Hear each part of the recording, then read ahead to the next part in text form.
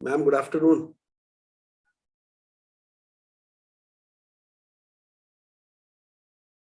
No. Good afternoon, sir. My voice is audible. Yes, sir. Clearly audible. Can we do just a quick run? Because Shubham ma'am was telling there is some concern about presentation run and all. So you want to do it now? Okay, we can have a dry run. You can share your Yeah. PPT. You can Yeah. share your I'll share. I will share, ma'am. Okay, okay. Post करो, sir.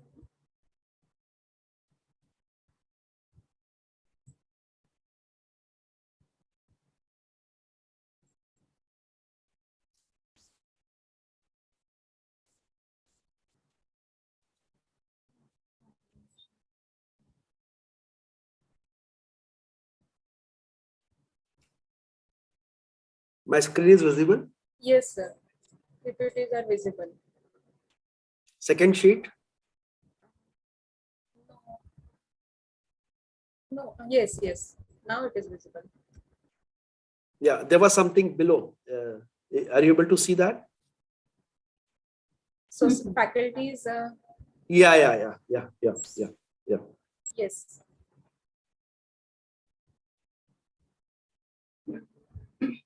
Yes, sir. Third, fourth. Clearly visible.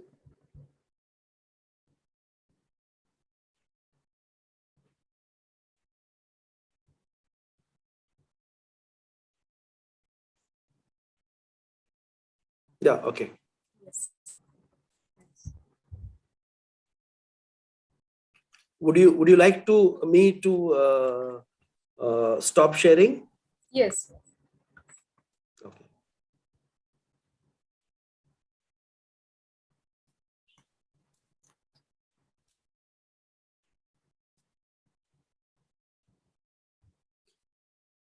Should we meet after 5-10 minutes, ma'am, or it's okay to be online? I'm not getting your voice. Sir, we will wait for 5 minutes. Okay, no problem. Okay. Yeah. Okay. Thank you, ma'am.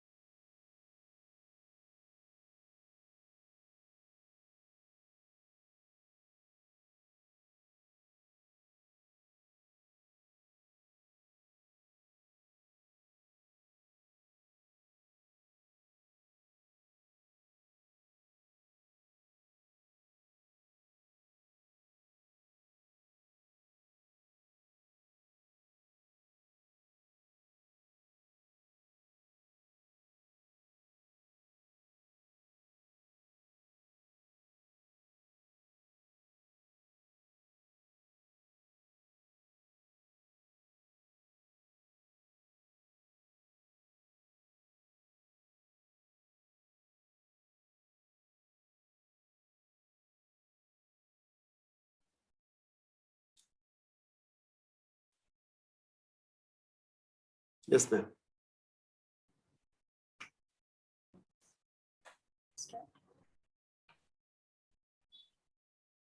A very pleasant afternoon to all.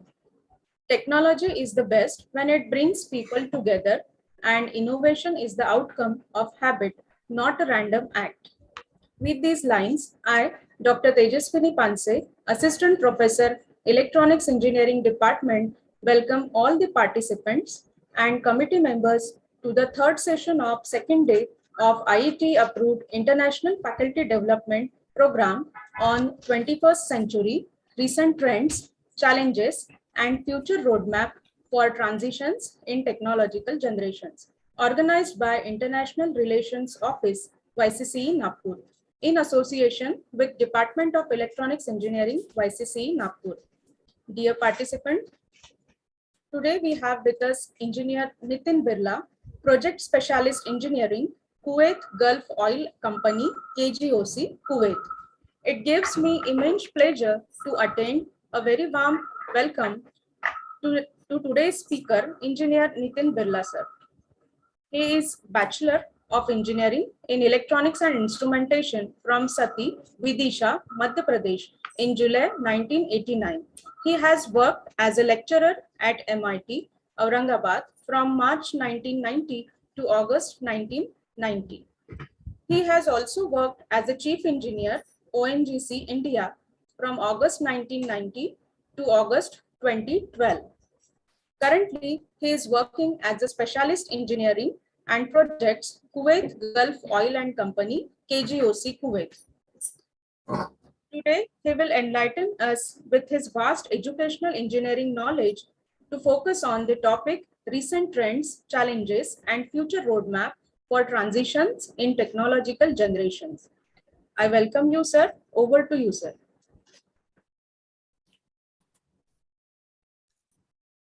Thank you very much, ma'am, and all the faculty members who are participating in this workshop.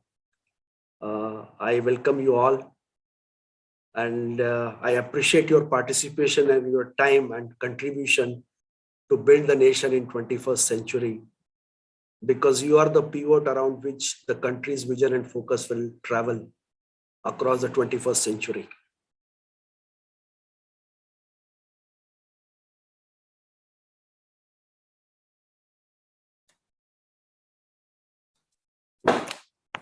Ma'am, are you able to see my screen? Yes, sir. Yeah, that's great.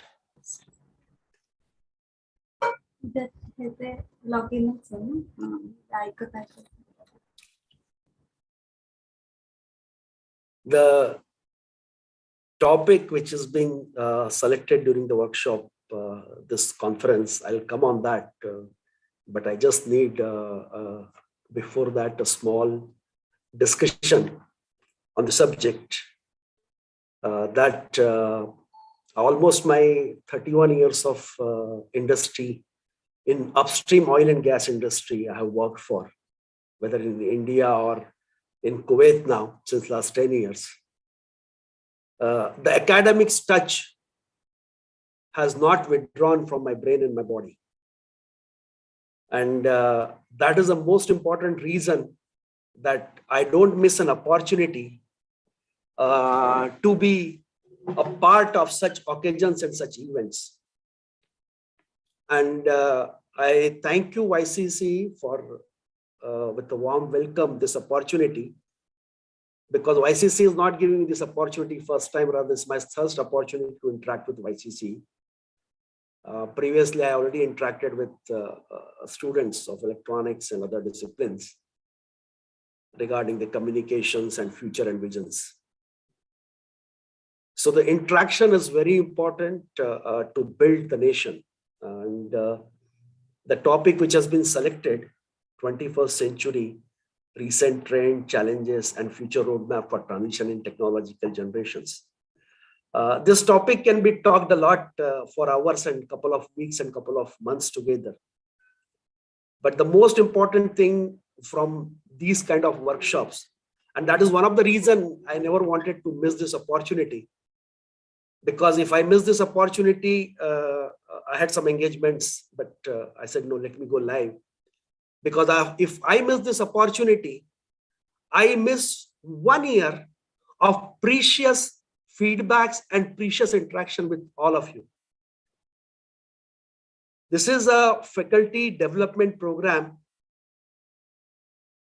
By the way, I differ with development program word, because you are the faculties who are developing students and intern society.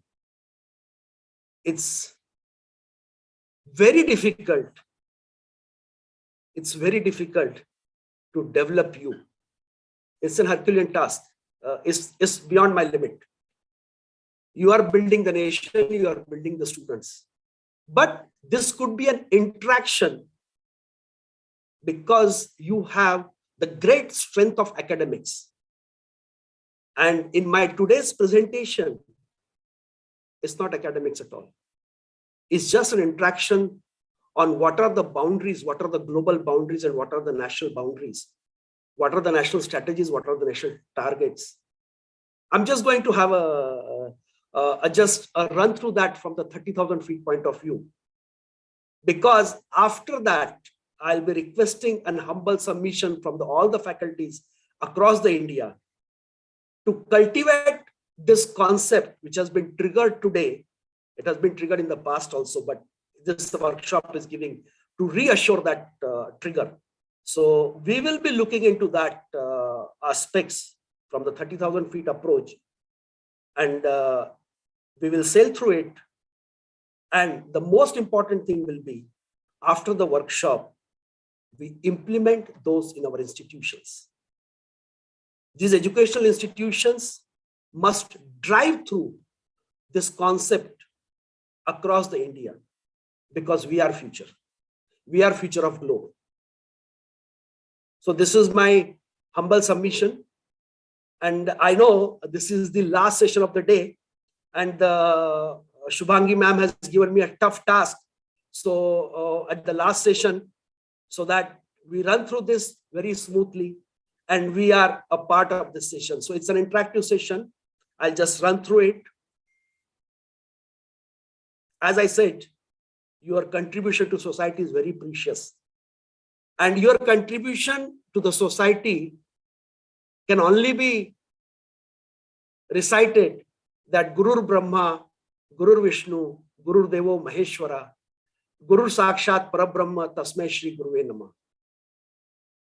I can only submit my thoughts to all the faculty members who are responsible for the nurturing the India. I'll take up my presentation module will be between the 4 or 5 sessions, 4 or 5 different segments will be there. So the first segment will be where we are today, where we'll be tomorrow during the 21st century. Generally, when we talk of tomorrow, so the predictions are made for 100 years, 50 years, 200 years. But generally, the 50 years predictions, next 50-year predictions, they goes more effective or near to the reality. But at the same time, it's very important to see and look back what we were 100 years before, in the last century. And all these statistics, what I am run through next 2-3 slides, is just to make a feel that we have a big potential in the country, and this potential cannot be fulfilled without technology. And we all engineering community, we all technical community, we all science community, we have a big role to play in making the India during this 21st century. A simple statistics. We are looking at the statistics right now that our population in 1947 was around 35 crore, 0.35 billion. Today we are 1.39 billion, and estimated by 2050 will be 1.64 billion. our growth will be approximately around 20%. I'm not very meticulous about the statistical numbers right now because they are all captured from internet and available resources. But the qualitative sense goes here is that there will be a growth between 15 to 20% to take away. The next is the GDP growth. We had only 0.003 trillion US dollar GDP in year 1947. Today we are almost close to 3 trillion US dollar our GDP. And by 2050, it is estimated that, it is predicted that we will be having 50 trillion GDP. Today we are ramping around 5th or 6th in the GDP ranking across the world. But by 2050, we'll be among the top 3. US, China, and India. Today we are almost around, maybe around 4 to 5% of the GDP. There could be a small correction on this number today.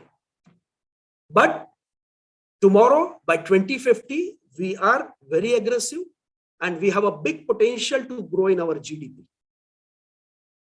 GDP growth is a clear-cut indication that their production inside the country is increasing.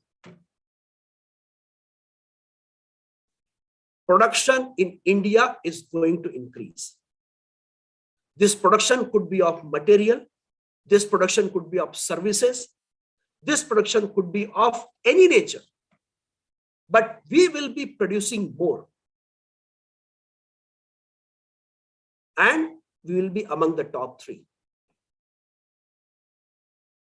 And today we have a GDP percentage. If you see the global percentage, we are contributing to around 4 to 5% today, but we'll be much better in that case.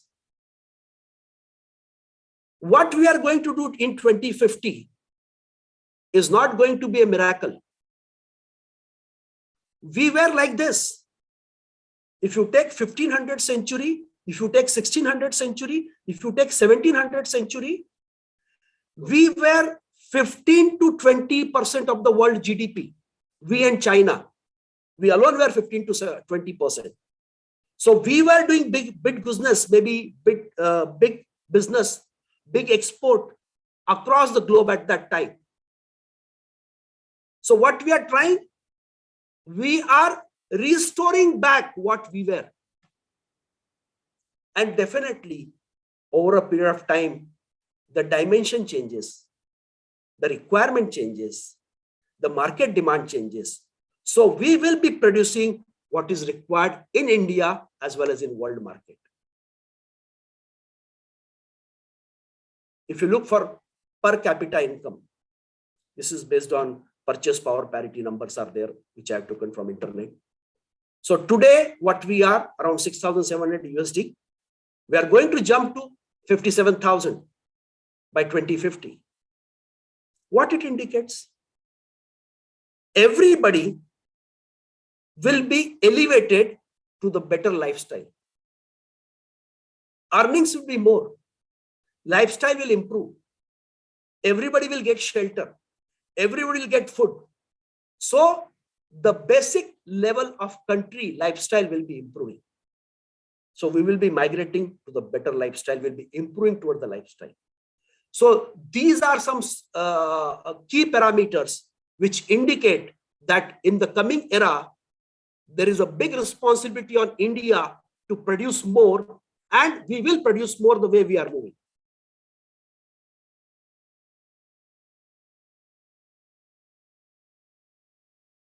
There are some more statistics. The literacy rate, the country which had Nalanda and Takshashila and Ujjaini and many more universities. If you look for, you try to search on the internet, the ancient India, medieval India, university fabric, The way today the world is having big industry network, a big university network. India already had that network. But in 1947, we had the literacy rate of 12%. Today, we are 74% as on date. And by 2050, our literacy rate is increasing to 91%. We will be almost 3% above the global average. Global average will be 88% at that point of time. What is the meaning of that? Education for all. Education infrastructure will reach up to the last person in the country, that is in the villages, in the remote areas of the country. So there is a big opportunity for distance education. There is a big opportunity for technological education, and technology support will be required to expand that literacy network, that educational network. So we have a big opportunity in the field of education and technology intervention. Life expectancy today is 70 years. We will be at 77 years life expectancy by 2050. The life expectancy is that you earn more money, you are more relaxed. That's one thing. But at the same time, medical infrastructure will grow a lot. Already government has taken a decision that, and it's in the discussion, that in next 10 years time, every district will have a medical college. It's only next 10 years I'm talking, not 2050. So the medical services will be available. But this medical services on the district level, what we are talking of fixed establishment. But always fixed establishments are not required. There will be mobile clinics. There will be mobile pathological labs. There will be Internet of Things. There will be a body monitoring systems. So there is a big potential in the field of medical industry, which will enhance our life expectancy. Internet availability. We all know there was no internet. And by the way, there was a prediction of internet expansion in the year 2000, and they said that it will rise some fold only by 2010. But we know that that internet has expanded left and right. Today, the internet availability in India is 50%. By 2050, internet will be 99% available. The concept of internet for everybody will be in place. Imagine how much IT infrastructure will be developed in the country to double our internet availability number. There is a big potential in the field of IT. I will try to address all the business requirements, all the business potentials in my slides, where an educational institute can really support in a business model of the nation. Unemployment rate, it was 3%, now it's 7%. In 2015, it will be 19%. Yes, this is alarming. But don't worry, the world unemployment rate will be 24% at that point of time. The artificial intelligence, robotics, replacing the human beings with machine is impacting the employment. But this is not the matter of encouragement or cherishing that even though will be less than world unemployment rate, but still we can manage with it. No. In my subsequent slides, I'm going to discuss on this point, that how we can address this unemployment also in the country. And definitely institutions are, again, I repeat, institutions are my pivot today, yesterday, and tomorrow. Your contribution in the country is required across the states.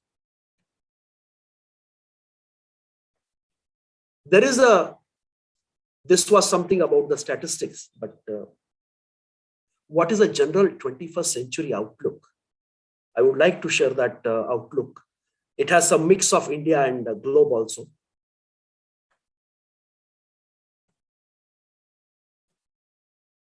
We are hearing a lot about climate change. Am I right? We are hearing a lot.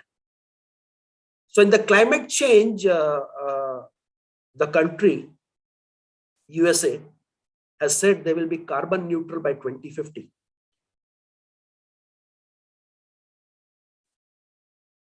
India is positioning itself for the carbon neutral by 2070.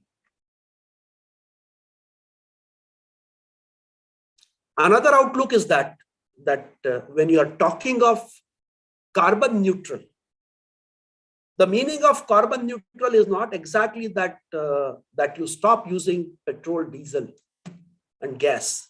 No, not exactly like this. Today, the countries like Bhutan and Suriname, they are carbon negative countries, and they are using petrol. But in the Constitution of Bhutan, it is clearly written that the 60% of the land of Bhutan will be covered under forest. So there is a way that Bhutan is carbon negative. That means what carbon it is consuming, what carbon it is producing, it's consuming. At the same time, it is consuming carbon for the world also. So the concept of carbon neutral is a global phenomena, considering the driver is a climate change, as we all know. And there are some commitments by different countries. We'll see that on the next slide. But still, when you're talking of carbon neutral, you cannot have the plants everywhere and you keep using the hydrocarbons, and you can say that you are still carbon neutral. So the alternative energy source is in place, and the broad statistics of energy is in India context right now that we will be having solar, 500 gigawatt of solar power by 2030. That is our national target. Another national target, which is very critical, that India will be self-reliant by 2040 in the field of energy.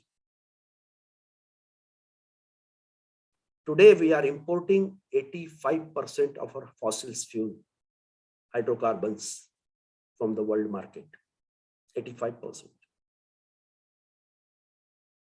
There is a big challenge on the companies, upstream oil companies in India, to produce more, to run for the self-reliance.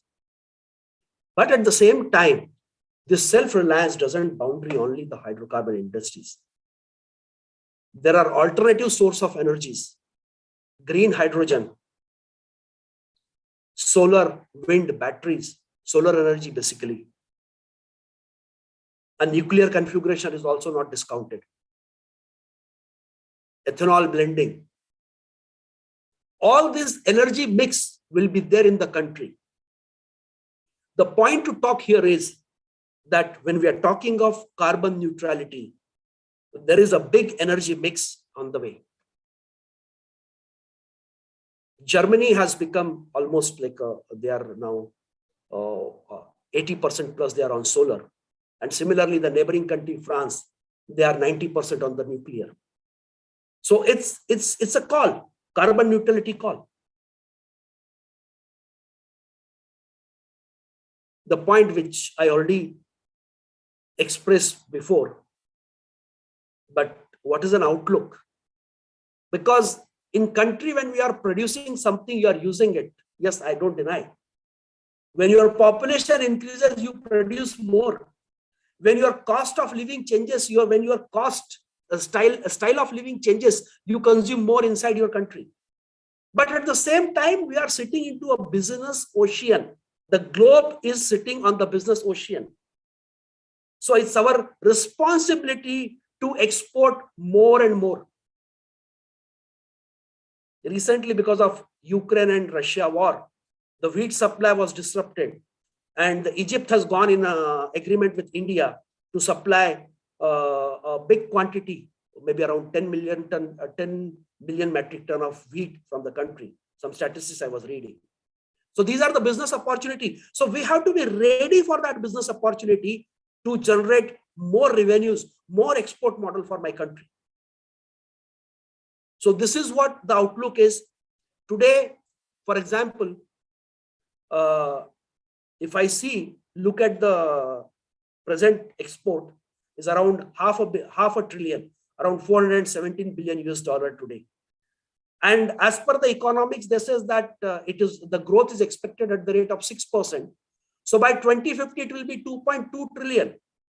So if I say 2.2 trillion, that means it is almost another 5% of my GDP, which I am today also. Sorry, not today also.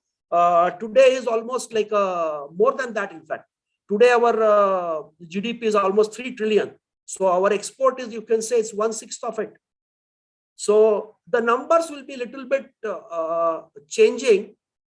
And definitely there is one footprint that even if I discount the 14% GDP where we are today, it comes to 7 trillion. And if I go with the historical number, when we were handling between century 1500 to 1800, 1700, we were almost between 17 to 20% of the world GDP. So there is enormous potential available, how much we fetch in this global scenario of 21st century. So that's a takeaway from this slide, that we have a big potential, big jump in the field of renewable energy. Not only we are producing for ourselves, we will be carbon neutral by 2070, that we are positioning. But look at this slide now. This is the carbon neutrality map of the world. And you see here, more than 100 countries want to be carbon neutral by 2050. More than 100 countries. If they want to be carbon neutral, definitely they need a support of renewable energy systems. Why can't India make it? Why can't we be a big producer of renewable energy field? Batteries, solars, wind. We are producing today, I'm not denying. But there is a scalability, big scale is available. So the business opportunity exists. Business opportunity exists. And we have to really look into it.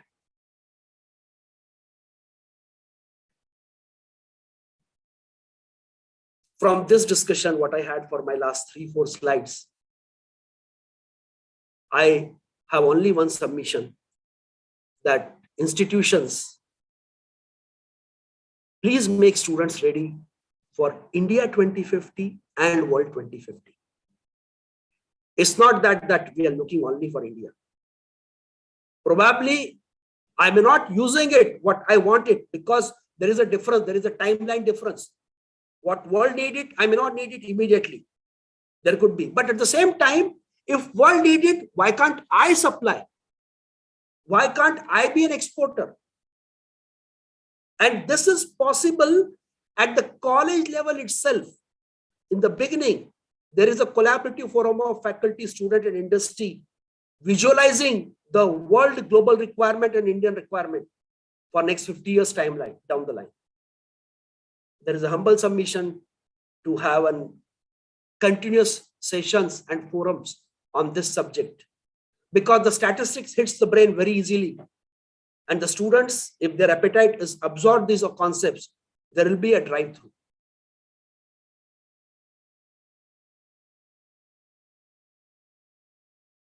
An engineer will be talking about agriculture in India, correct? And that too in 2050. It's a very, actually while I was preparing this presentation and I was churning through many topics. So this subject just look around and how the technology can make changes in this field. And technology is really required in this field. This field is right now dry for technology. There is a big potential available in this field for the technology.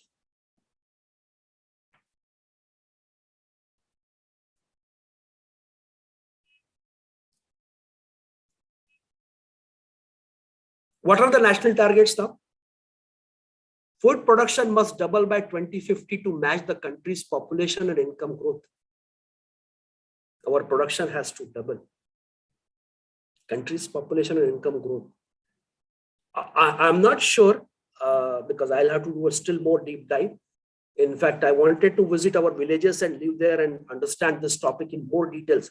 But still, how much I could able to understand, I'm producing it, and it is a path for further trigger. So food production must double by 2050 to match the country's population and income growth. How much export we are expecting, that I'm not very clear from this. But still, there is a production double requirement exists in the country.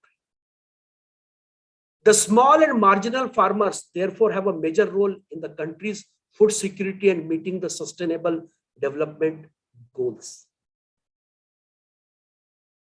I say not small and marginal. All the farmers need to be playing a major role for securing this food for the country. And if we are into the export business model, export also. But these statistics are slightly impacting the concept that Indian agriculture sector accounts for 14% of country's economy. 14% of country's economy, GDP. But 42% of total employment. And this workforce is possibly to drop to 25% by 2050. Today is 42%. In 2001, it was 58%.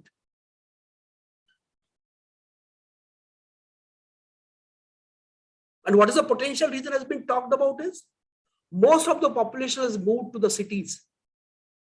Secondary and tertiary accommodate number of workers and with a higher wages than the primary sector.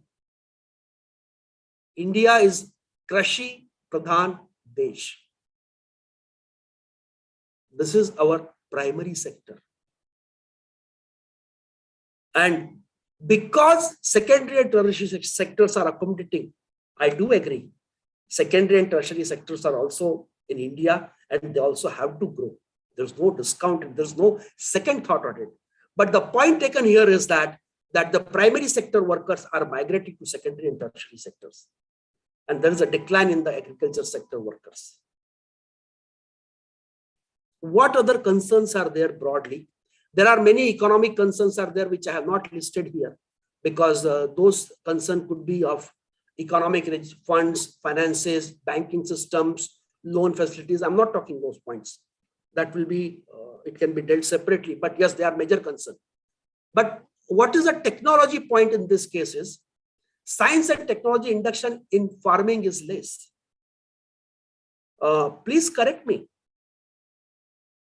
Maybe 30 years before or 40 years before or 25 years before, our bullock cart, bullock-driven farming equipment, man-driven farming equipments were ruling our farming sectors. Now we have tractors and sprinklers. This is what the automation we have done in the field of. This is what the technology intervention we have done for. We have opened the pathological labs everywhere in the country for checking the human body. But do we have a pathological lab to check the soils? It is still on the judgment of our farmer who needs a technology support, who need a medical clinic for agriculture, mobile medical clinic for agriculture. He is still depend on rainfalls, inadequate storage facilities, quality of seeds, how much fertilizer to be used, still judgmental. How much water, still judgmental. They are good practices. In the project management, when we talk, we say good practices. Hats off to those practices which are feeding to the whole country and even in the export mode also. But if you want to double the production, your land is not doubling. We have to do some innovation. We have to strengthen our farmers from that point of view. Technology has to reach there. And low return from agriculture. So these are some concerns which are really around the our agriculture horizon of our country.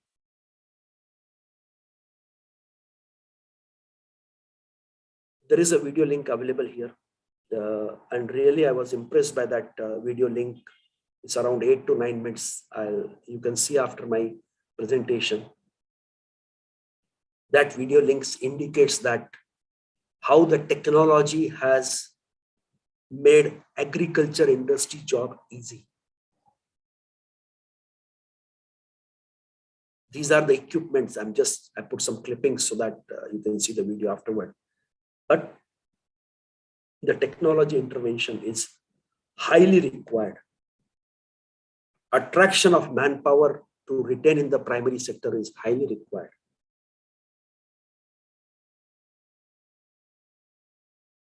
Future of agriculture will use, and just sorry to come back to the previous slide concepts. Across the world, there are major equipments are available. So why can't we manufacture those equipments in India? Those agriculture gadgets, why they cannot be manufactured in India? There's a big potential available. So future agriculture will use sophisticated technologies such as more and more mechanical automized equipments, vehicles, drone, robots, temperature and moisture sensor, aerial images, GPS technology, mobile labs and clinics. This advanced devices and precision agriculture and robotic system will allow farms to be more productive. More productive means per hectare more production, more profitable, efficient, same environmental friendly. This is a big business opportunity for developing the agriculture system in the country, agriculture area and the system.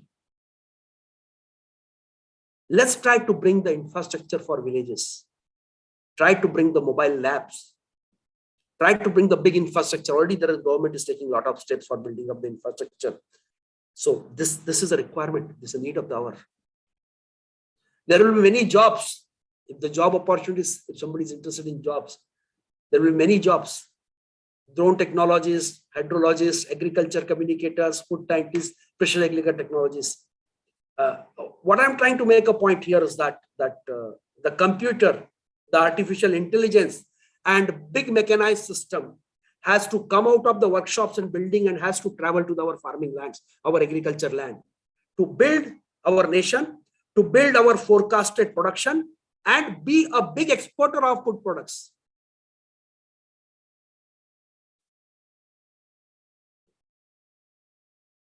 My humble submission again to all faculty members and institutions. Let's start focused agriculture automation course program in direct collaboration with industry. Our institution, I'm not sure about it, what courses you have in agriculture, but what I feel is that all this agriculture technologist, you award him any degree, but he is a technologist for agriculture field. He knows mechanical engineering, he knows robotics, he knows artificial intelligence, and he is aware that how the industry has to support the agriculture. And that is possible with the help of collaborating with the industry, because somebody has to manufacture at the large scale to support our industry, agriculture industry. So that's very important to be dealt. Inspire for modernization of village and agriculture. Let's village be our home. One more point which I would like to highlight here is that as we said that in our previous slide, education for all, our literacy rate is very high by 2050. Education is flowing across the villages to the last person. In one of the parliament speech, what I was hearing right now, our aviation minister was telling that around 1.5 crore Indians are outside, NRIs or OCI. That means 88% Indians, 98% Indians are in India. The medical education in Ukraine, China, Japan, and Russia primarily taught in their languages. It's not the media that you don't teach them in English. But what I'm trying to make a point here, that when your institution, technological institutions, they are opened across the country, in the villages, or at distance learning in the villages, or at a district level, wherever it spreads, it's a big business opportunity for business model of education sector. Can it be taught in the regional language and or maybe our national language, Hindi? It's just an idea, because I came to know that the Bhopal Medical College has started one batch in Hindi for medical sciences. If my farmer knows my regional language, it will be very easy for him to communicate with me or the technologists to understand the whole phenomena of the big mammoth of the agriculture industry. Just a thought here. You guys are the best judge for this, but I'm just trying to trigger an idea here. Why can't our technologies be taught, and why not the students, the boys from those villages who are running for the secondary and tertiary sectors, why can't be they given the education on the field there itself, technological invention, technological intervention, this modernization in their own fields, which they are owning in their own language, and they become the technologists and they support the agriculture business there. This was about the agriculture thing and my submission. I'm now coming to the next chapter of my presentation. I have tried to cover as much as sections as, because I know this opportunity I will get with you guys who are the academics deep dive into it. I'll get this opportunity maybe after a couple of time, and I may not get immediately. So let me pour what is there in my mind, everything with you guys.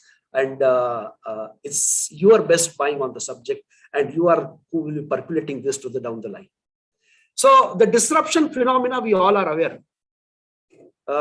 We have seen this phenomena that, and we normal saying, we say that change is constant, change is going to happen. We have seen the big business models across the world, and this time I will give one statistics from New York City, that the New York City in 1900 they had almost 90 to 95% where the our horse cart or horse wagon, the media of transport, and the 5% media of transport was only for the vehicles and four-wheelers, cars. Then in 1990, 15, after 10 or 15 years, the statistics reverse. The whole phenomena has changed. Now it becomes 5 to 10% horse cart and 90% four-wheelers. See the disruption. Where all the horses gone? Okay. Next is, in around that same 1915, the cars what they had, out of 10 cars, 6 cars were electrical driven. The car which we are talking today, electrical driven cars, correct? We'll talk more on that also in the subsequent slides. But the point here is that another 10 years, the technology disruption came for electrical cars, maybe for given reasons at that point of time, bulky batteries, inefficient, low distance coverage, whatever reason are there. And the fossil fuel, petrol, diesel cars started ruling the market. Almost 100 years before. And now the electrical car are disrupting the business model of fossil fuels car. Kodak and Nokia, the most important point, all the respected faculty members, that this disruption concept should be an integral part of our educational system. When we become engineer, we join a company and we keep doing, we keep moving. Disruption is a phenomena our future engineers, our future technologists must know, and they should be ready to take that challenges. If you don't take that challenges, you will be losing the economic share for the country. You'll be losing the share for your company. Nokia and Kodak, Nokia and Motorola were the pioneer in the field of mobile, where today they are. Other companies have moderated well, have excelled well in the field. Kodak camera was a prestige to have in our every family, but they remain themselves to the field of X-ray models, X-ray cameras. And today, all other cameras have taken over. So disruption is inevitable. Disruption will be there, and we must be ready for disruption. The world is progressing and YCC progressing. I have just taken a picture from the 2001 Google Earth and now 2021 picture of YCC. So there is adoption, there is a flow. Courses like mechanical engineering getting into disruption. Yes, if there is an electrical driven cars will be there. Probably the IC engines or the gas turbines may not be there in the syllabus. So in place of that, gas engine driven turbines and syllabus will be there in the syllabus. So this kind of changes are expected. I talked a lot about this in the previous slide, but I'll just wrap up some 2-3 points mainly about disruption. Fossil fuels are going under disruption. There is no doubt in that. Oil, gas, coal. But at the same time, green hydrogen, solar, wind, nuclear is a future. There's no doubt in that. But at the same time, what happens when we talk of this future 21st century, correct? So we try to mix couple of statistics of world and India. A simple example I will give, that as I said, in New York City, the horse cart were abolished or left the market in 1910. But I still remember we had the camel cart in our India, or the horse cart in India till maybe 1970, 1980s. So the delta T will be there. Sometime it could be more, sometime it could be less. So we have to understand the global phenomena. When you want to be a global producer, produce what global needs, but keep producing what you need. So there's a dual responsibility on the nation. We should be ready to be a supplier to the world, as well as we should be supplier to within our country. Say, for example, oil demand. Or today oil demand, we are consuming in India almost 5 million barrels per day. And our demand, energy demand, because we are expanding, our GDP is increasing. We will be touching almost 9 billion barrels, double what we are consuming today by 2040. You can ask me the straight question, where is the concept of carbon neutrality? So I will say that India is positioning itself for the carbon neutrality by 2070. We have still time, but ultimately we'll have to go that path. There's no doubt about it. There's no doubt about it. Second statistics, in 2047, we talked of self-reliance and carbon neutrality by 2070. So what could be the roadmap? Deep ocean missions, gas-based economy. We'll be consuming more gas systems will be coming in the country. Gas networks will be coming. LPG, CNG networks will be coming to the country.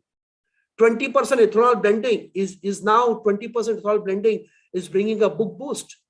Agriculture industry is being motivated to produce by all means ethanol. And even they are trying to adopt 100% ethanol also by the manufacturing design of the engines. Electrical mobility, national green hydrogen mission. Yes, they're already on the card.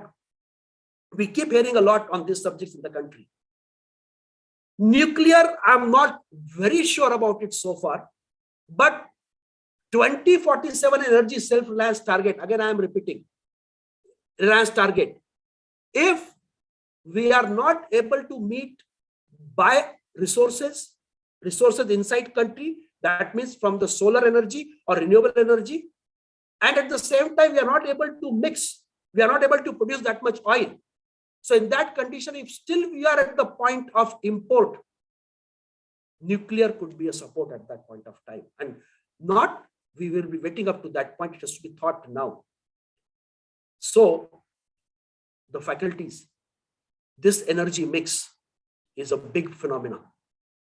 This energy mix, this disruptive energy mix has to be studied in detail at the technology centers, at the institutions, and our future engineers should be made ready for this scenario. E&P companies like ONGC and Oil India, they are engineering and exploration and production companies. these countries will have to be migrated to the format of energy and technology company, because we will be working in energy mix scenario. Be clear about it. Not single hydrogen, not single solar, not single wind, not oil, gas, coal, not one entity. We will be working in energy mix scenario, including nuclear. So our energy and technology format should be on place. I already submitted one of the concept paper to Prime Minister of India and the respectable Honorable Oil Minister on this, that how the format of energy should be there. Imagine, this is my last point, is my hypothesis, that the way the internet is moving right now, we know all it's moving through the subsea cables, internet across the globe. But imagine that one day we all are highly resourceful for energy is concerned, solar, wind, or reliance, or whatever reliable energies are there, correct? Self-reliance is there, correct, in the energy. And still we want to balance out the energy. Like we are importing some energy from, we are having an energy transaction with Nepal, and we are already planning to have an energy transaction with Bangladesh, correct? So imagine, this is my hypothesis purely, and it may come after 100 years, I'm not sure about it. But when there is a sun in Japan, and we have either we have wireless transmission of electricity, point number one, or we have wired transmitter through the subsea cables of power. So when the Japan is having the full sun, it is supporting the downstream countries where the sun is still to come. Or the countries where sun is not there, they are supporting to their windmills. So this is just an energy mix scenario. And the last one is a hypothesis which may be seen after 100 years, I'm not sure. But there is a potential in that direction to think of. We talked a lot about energy. Now, there is another concept which is popping up in the country now, is, and not across the country, not in the country, across the country. Asset creation versus asset sharing. Today morning, we had a wonderful lecture. I could able to hear only because of my pre-engagements. I could able to hear only for 5-10 minutes only in the morning. About the cars, automation of car, automatic car. No human in the car, basically, there's no driver. And in that, there was a good point was taken, was that our cars are idling for 80% time. So yes, and I endorse that thought very well, that because I read the statistics is again saying that our cars are being utilized only for 5% of the time. 5% of the time. So the 95% cars are not, 95% time the cars are not utilized.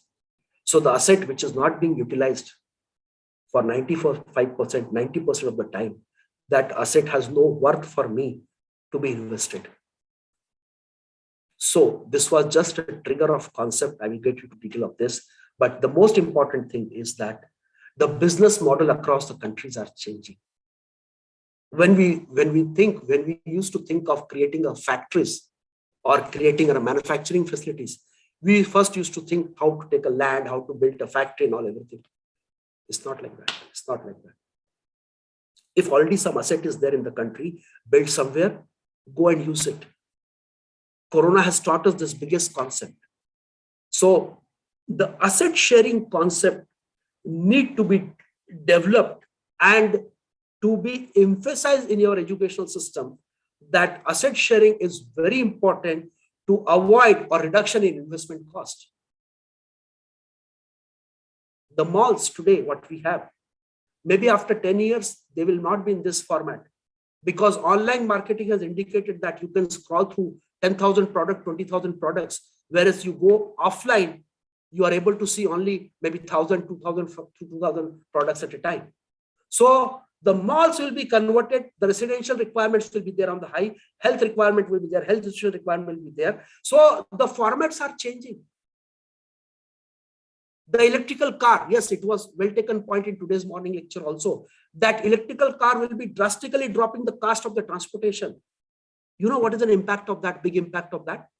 Your Starbucks or your big food giants, they will come on wheels. They'll be mobile across the country, across the city, across the town. On your app, just swag them. and you can get them immediately. So no need to have a fixed outlet or investing into the fixed systems. So that is called mobility, transportation mobility. All those things will be there. Again, the point is there that if it impacts the unemployment in the country, that has to be balanced out. If the world need it, we'll manufacture for the world, but we'll follow what is good for our country. That's the most important thing, has to be learned from the technology. The world is doing like that. That's why I should do that. That's not necessary. It's not necessary. It's not necessary. If world wanted, I will sell it. I will sell it. What China is doing. But at the same time, I will develop my requirements. I will work on the requirement. And at the same time, the most important thing again, because I know in USA, they have the car, out of every 1,000 person, I think 900 persons have a car. In India, 20 persons are having a car in 1,000. So the emotional balance, the desire to have a car is more in India. So I cannot tell them that, look, this is the electronic car, this is the mobility car, and you don't have a car. But what I'm trying to make a point here, the point is correct, that if the car is not used for 5% of the time, why we should have it? And this we can percolate this concept through our educational system by the concept of sharing the asset, because Ola and Uber is on your click. Now they're available, and there will be many Ola Uber across the country. So the concept of that, when I get out of my house, I turn the key and I start at my comfort level. Those comforts will be available for you, even with the help of hundreds of Ola and Ubers. Every city will have their own Ola Uber concept, all Ola company. So cloud kitchens and all those concepts are the asset creation versus asset sharing is a concept which definitely need to be percolated in our education system. I'm not aware about this subject. Let me be very honest about it. You guys are the masters in this field. But what I'm looking for and what I'm hearing from, the digital computer will not be there in future, and that will be taken over by quantum computers. And if this happens,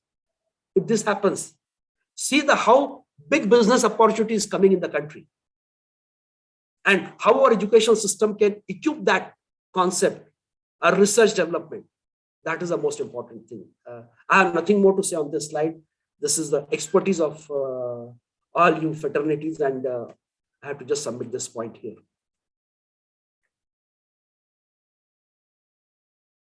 Thank you, faculty members, for giving Parag Agrawal to Twitter, Sundar Pichai to Google, Satya Nadella to Microsoft, and so on. From my bottom of heart, I acknowledge your contribution for creating this stalwart across the globe, which gave us pride. They are from the global company, no doubt. Twitter is a global company. They are global brand. But they are Indian or Indian origin CEOs. That gives me a lot of pride, no doubt in that. I only request one thing. I want a disruption with your support on this particular point, that I just need, in place of global company, I need an Indian company. I know there are many Indian companies out there, but we want to look for an Indian origin company scalable to these levels. We have many, I'm not denying. But definitely your support will give this disruption to our industry.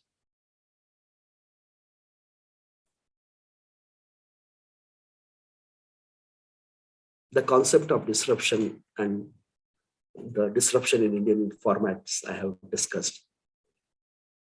The business model of our educational institutions,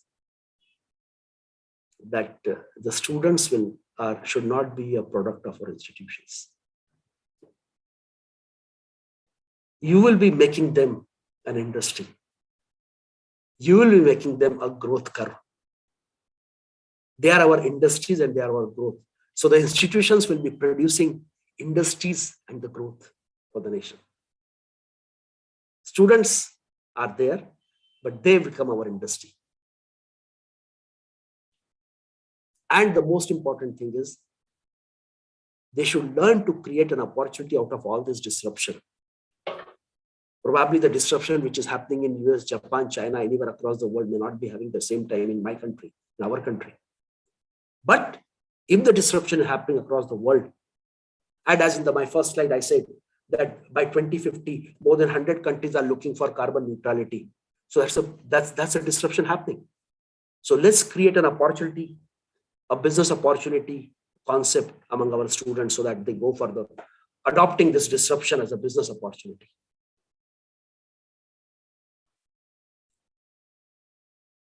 I'll be talking of now on the startup. It's a very small point. I would like to make it here. Slightly bulky in language.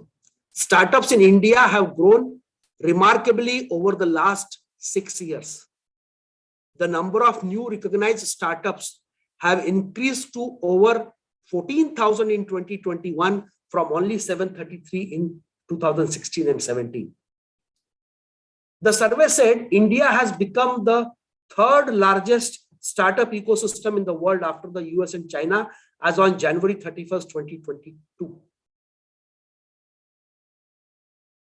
It's a big news. It's a great news and great confidence for the generations to come. But what an alarming number here. What is the alarming point here? There is a great failure of startups. They are in innovative stage, prototype stage, or they have been disrupted because market demands are not existing. Correct? So there is a failure rate. And I do not take this failure rate.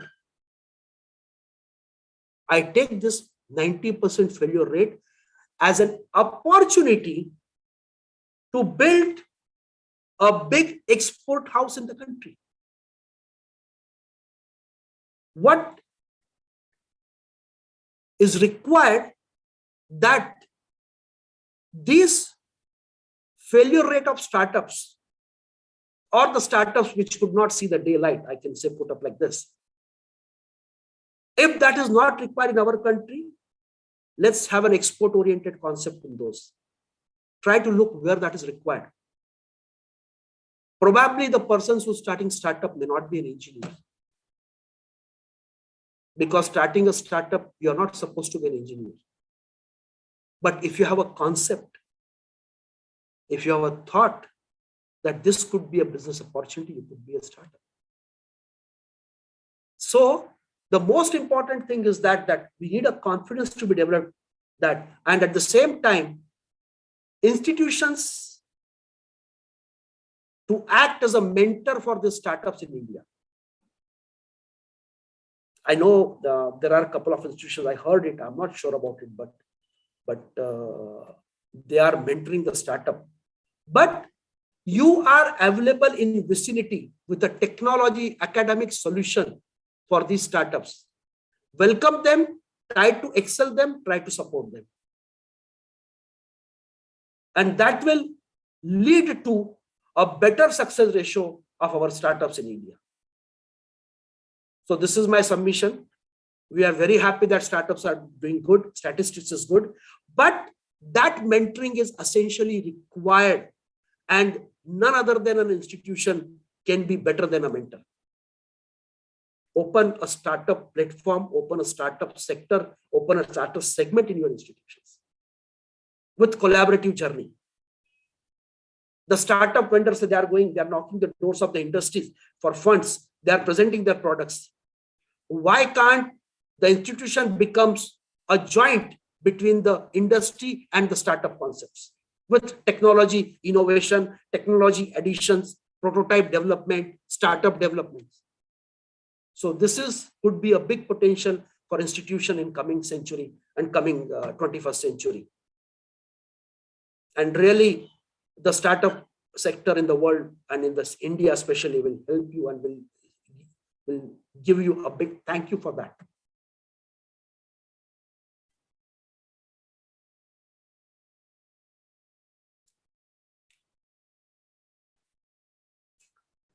This is an artificial intelligence, and for sure that this is the phenomena of artificial intelligence, which I can say that the sky is a limit.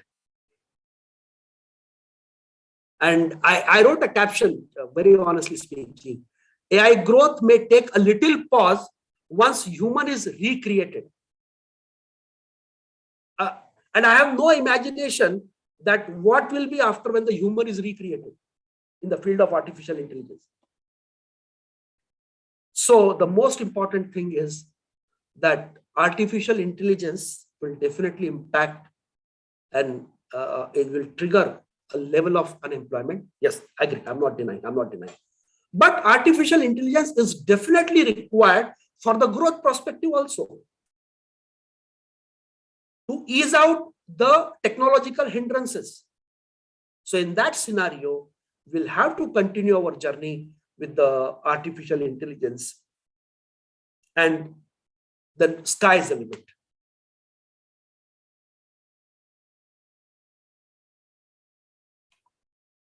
The technology, future technologies, this has been talked a lot during this, and this will be talked more because I am seeing it from the many speakers are from the academics background, and they're bringing a lot of really great concept papers and the design papers and the research papers. Many things are coming up.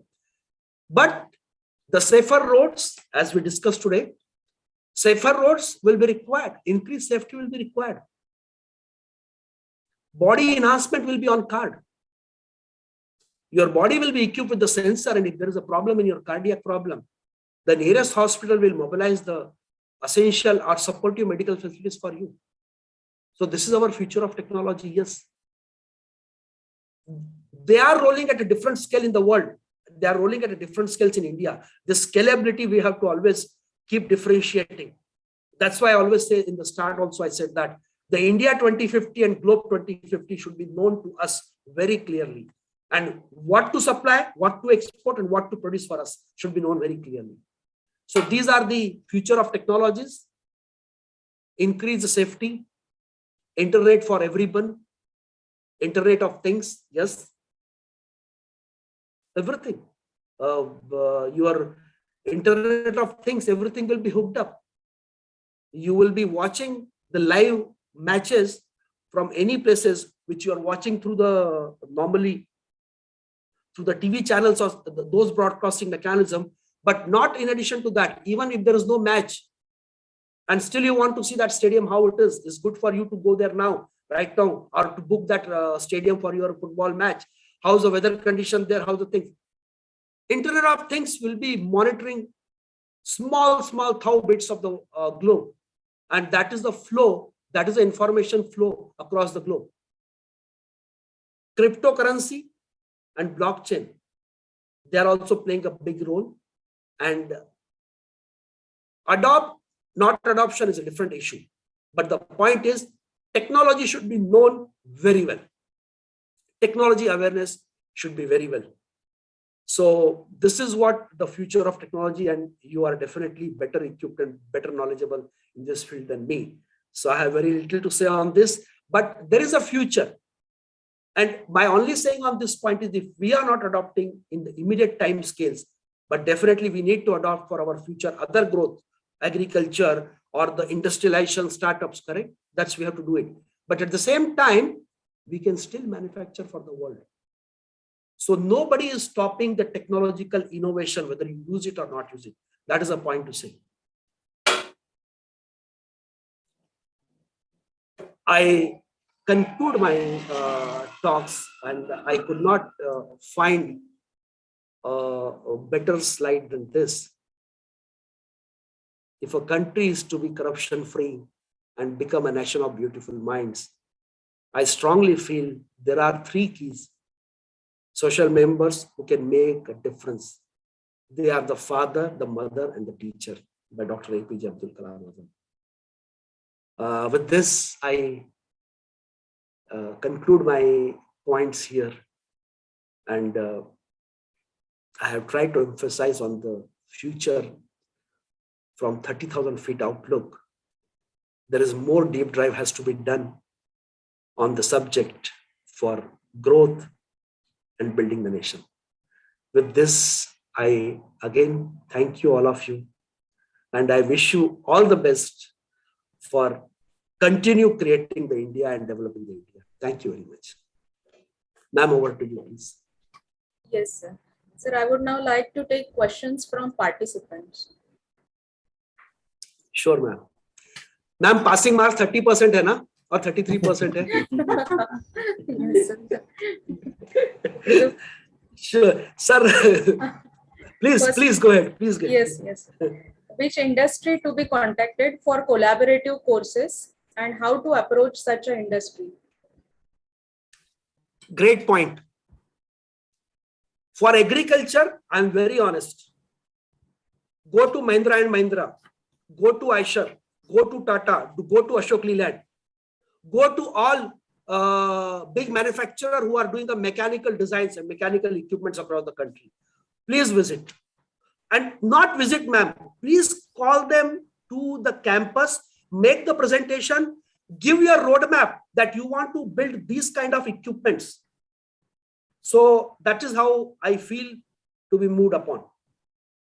L&T, Punjla, take the many names are there, ma'am. Many names are there. Yes. Second question is Bitcoin mining is same as gold mining? To be very honest with you, I have no reply for this. I'm not clear. So I'll not comment on this. Okay, sir. Another question is business plan required for startups? Yes, business plan is required for startups. Not only for the startups, basically. Business plan is required for whatever projects you undertake. Business plan is required because business plan supported with business benefit management plan. These two things gives you take a decision to do that business or not. Economic benefits of that project, economic benefits from that project. So business plan and business management plan, they are essential. But before these two things, one more thing is very important, that to go or not to go scenario. Which way is good to do the business? Which way this business is required to be done? So what are the alternatives available for that business? So business plan is mandatory, benefit plan is mandatory. Yes, it is required. Yes. Another question for the startups, can innovative idea with roadmap is sufficient?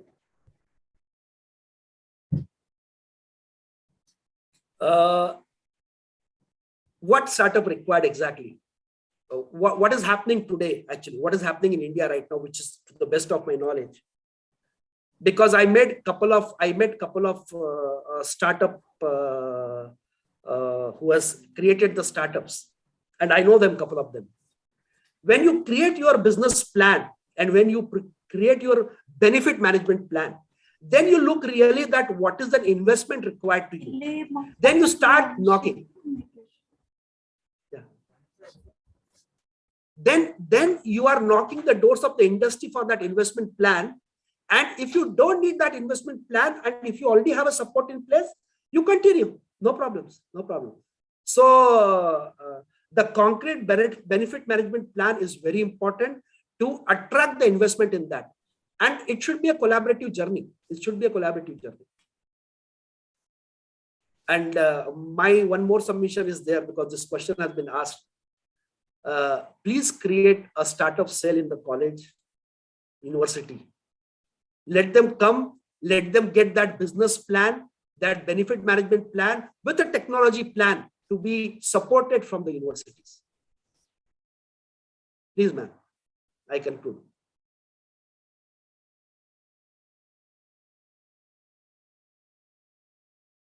Sir, next question, which strategy is best for starting business?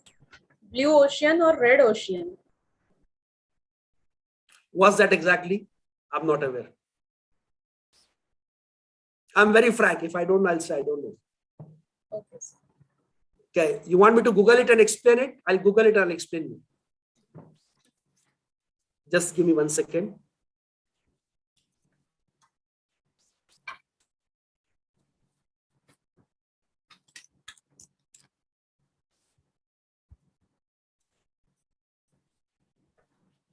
Yes, sir.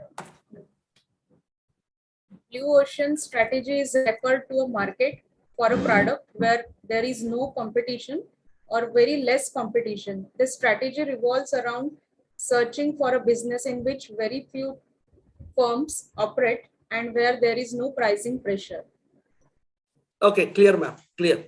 Ma'am, again, I'm telling the business mix which is coming in the India right now in 21st century is a business mix concept. You don't think that you are going to get less competition. It is not now monopolized business, by the way. But if you are getting a good opportunity and you find that the competition is less and you are the runner in this field, please go ahead that. Because when the competition will come, your profit margin will reduce. So get that opportunity, be an eye opener in that field, try to get that business and try to do that business. But at the same time, if already business is saturated, but still you have the technical skill to do the business, go ahead for that second option also. So it's a mix of this, mix of it. Thanks for that support, ma'am. Is any other question from participant? I'm open, ma'am. Okay, no questions. Thank you, sir, for your valuable inputs. You have explained so many business opportunities for India, startup concepts, asset creation, asset sharing, and concepts of disruptions. So also we are extremely grateful that in spite of the time difference, you have delivered this session according to our schedule. I request you to accept a token of gratitude on behalf of organizing team and Yashwantrao Chauhan College of Engineering, Nagpur, for sparing your valuable time and guiding us. Thank you, sir. Thank you once again. Yes, ma'am. Sir. Yes, ma'am. All the participants are requested turn on your cameras for photograph.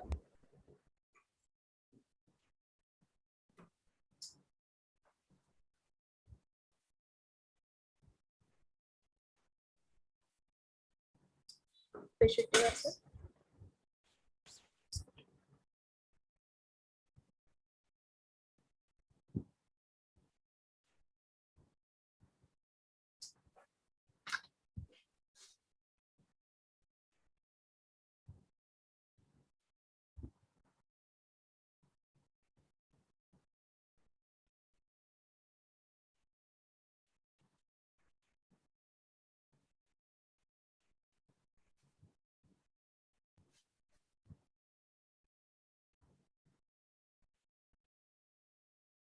Done? Okay, done. Thank you, sir. Much. Thank you. Thank you very much. And I really thank you from my bottom of my heart for this opportunity. Thank you very much, ma'am. Yes. It's my pleasure. Should I leave the meeting now, ma'am? Yes, sir. Yes. Thank you. Thanks for this opportunity, ma'am, and nice coordination and well timely managed. Thanks, ma'am. Thank you. Thank you, sir. Thank you. So all are requested to please fill the feedback form for improvement of next session.